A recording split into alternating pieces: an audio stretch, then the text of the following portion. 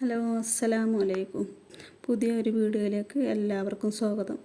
ഇന്ന് നമ്മൾ ചെയ്യാൻ പോകുന്നത് കളർ പേപ്പർ ഉപയോഗിച്ച് പൂക്കൾ ഉണ്ടാക്കുന്നത് എങ്ങനെയെന്ന് നോക്കാം.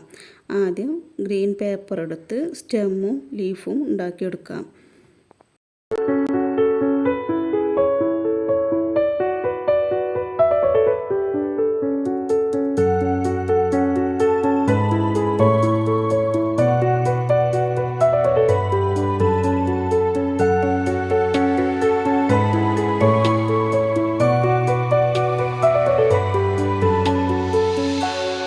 ഇനി നമുക്ക് ഫ്ലവർ ഉണ്ടാക്കാൻ യോജിച്ച ഒരു കളർ പേപ്പർ എടുക്കുക. ഞാനിവിടെ പിങ്ക് പേപ്പറാണ് എടുത്തത്.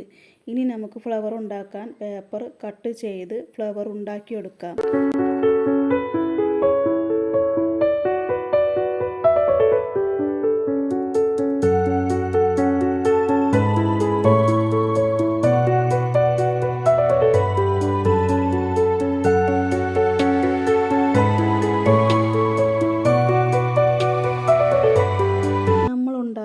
ഫ്ലവറിൻ്റെ സെൻറ്ററിൽ വൈറ്റ് മുത്തോ അല്ലെങ്കിൽ വൈറ്റ് പെയിൻറ് ഉപയോഗിച്ച് ഞാൻ ചെയ്ത പോലെ ഒരു ഡോട്ട് ഇട്ട് കൊടുക്കാം.